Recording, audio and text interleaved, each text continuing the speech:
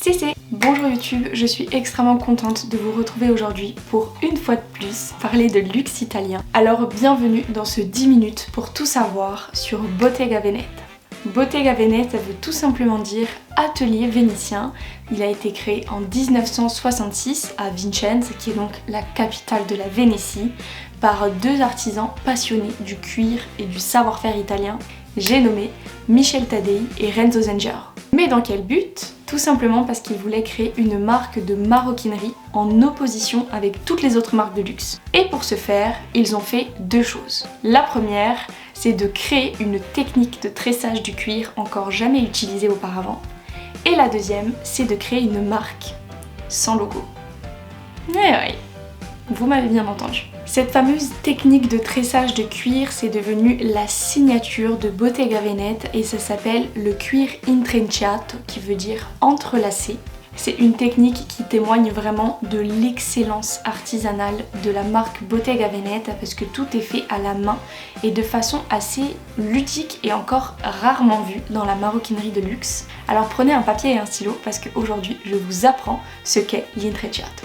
L'intrecciato, c'est le fait de tresser manuellement et de façon régulière des bandes de cuir fines et souples qui, elles, sont découpées à la main et sur lesquelles on vient apposer une fine doublure. Elle peut être en tissu ou en cuir, mais ça va permettre de garder de la teneur à cette bande-là sans pour autant retirer la souplesse pour qu'on puisse derrière, à la main, venir les entrelacer les unes aux autres de façon régulière.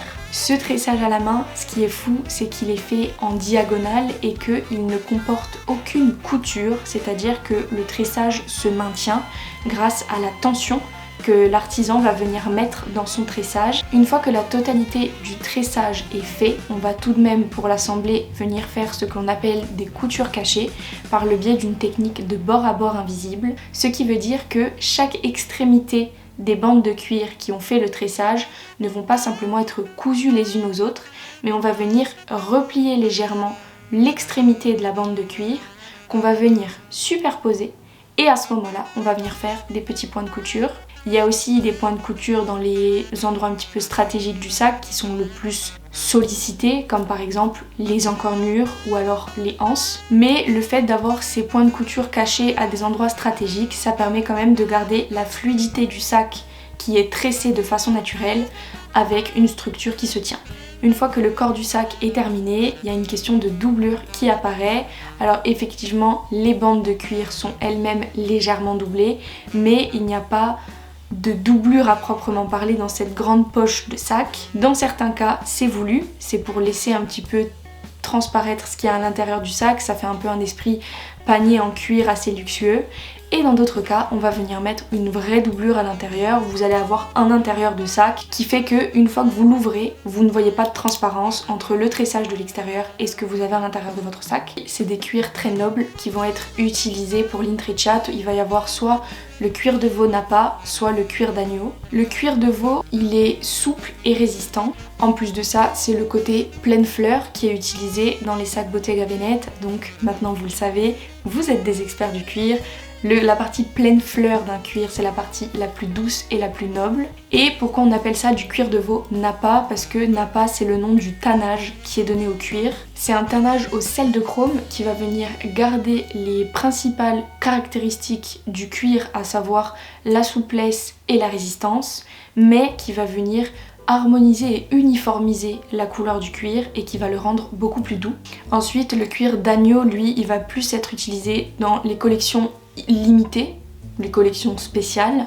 Et ensuite, il va aussi y avoir de l'intrecciato qui va être fait avec des cuirs exotiques, comme du python, de l'alligator, mais ça c'est vraiment pour les pièces dites de collection. Et donc les bienfaits de cette technique de cuir complètement révolutionnaire, c'est que c'est une technique qui va valoriser la souplesse du cuir, qui va pas du tout laisser de côté la résistance, qui va valoriser la légèreté et surtout qui va mettre en lumière l'artisanat d'exception de Bottega Veneta. Et on passe à la deuxième chose qui fait que cette marque à l'époque n'était pas comme toutes les autres marques de maroquinerie italienne. C'est tout simplement parce que en 1980, ils vont mettre en lumière leur mantra qui était, en anglais, je cite, "When your own initials are enough".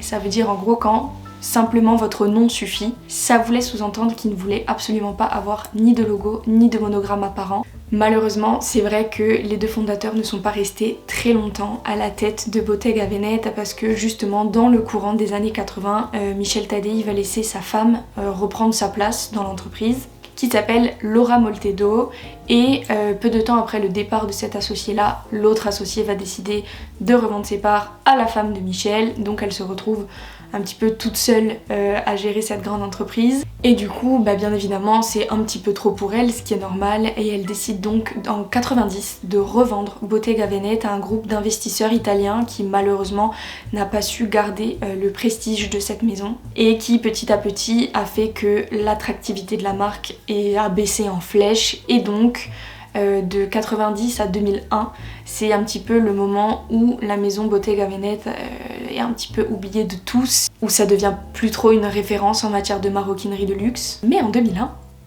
un certain groupe Kering décide de racheter cette marque sous la direction artistique de Thomas Mayer. Thomas Mayer, c'est un directeur artistique allemand qui vient de, entre autres, Sonia Rykiel, puis qui a travaillé pour le prêt-à-porter et la maroquinerie femme de chez Hermès de 92 à 97.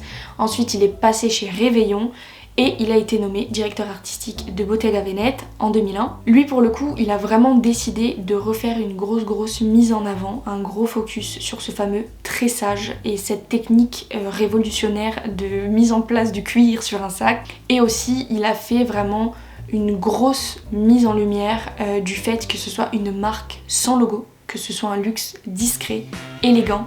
Donc lui vraiment, sa direction artistique, son rôle, sa mission, ça a été de refaire remarquer au monde du luxe que c'était une maison qui n'avait pas besoin de bling bling pour être d'une qualité exceptionnelle et surtout pour être reconnue. Il a beaucoup travaillé pour ça, c'est en partie grâce à lui que Bottega Veneta a remonté la pente jusqu'en 2018 où justement il est ensuite parti pour laisser place à Daniel Lee. Daniel Lee, lui, il va rester de 2018 à 2021 et son objectif, ça va vraiment être de rendre la marque très virale. Et en plus de ça, il va la moderniser en rajoutant des accessoires, des chaussures. Il va aussi revisiter le tressage en version XXL pour vraiment se servir de ce savoir-faire et de le remettre au goût du jour. Le tout dans un souci de notoriété de marque. Et ensuite, il a fait quelque chose de très chouette parce qu'il a fait vraiment des iconiques Bottega Veneta, chose qu'il n'y avait pas au-delà des sacs tressés. Il va donc faire le putsch, la cassette et les sandales en stretch. Le putsch, du coup, il va reprendre vraiment les codes de l'intrecciato, mais pour le coup, ça va être un petit peu revisité parce que déjà c'est sous forme de pochette.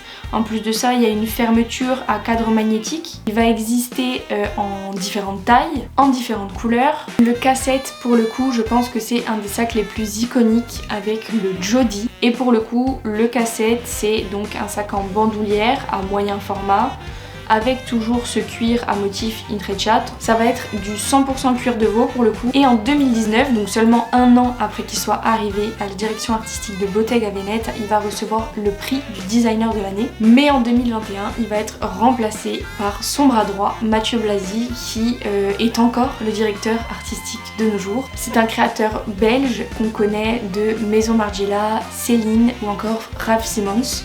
Lui pour le coup il a vraiment fait un gros focus sur les pièces en cuir mais en trompe-l'œil, comme par exemple des pantalons qui étaient de base en cuir mais trompe-l'œil denim. Lui c'est vraiment un combo entre l'innovation et le savoir-faire d'antan. Aujourd'hui, cette maison, elle représente 10 à 15% du chiffre d'affaires de chez Kering. Elle a même atteint les 1,5 milliard d'euros de chiffre d'affaires en 2021. C'est vraiment un des piliers de croissance du groupe Kering. Donc ce n'est pas la maison italienne la plus ancienne, mais c'est celle qui a quand même réussi à faire quelque chose de nouveau dans l'artisanat du cuir. En plus de ça, je souligne une fois de plus que c'est une marque qui n'a pas de logo.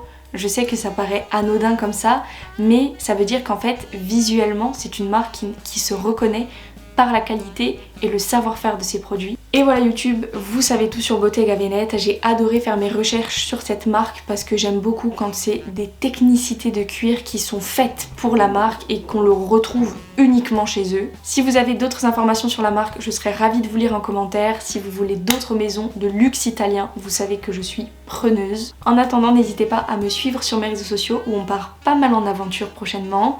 Abonnez-vous à cette chaîne, beaucoup de jolies choses arrivent, je ne le vous dirai jamais assez. En attendant, merci pour tout, prenez soin de vous et à très vite. Ciao!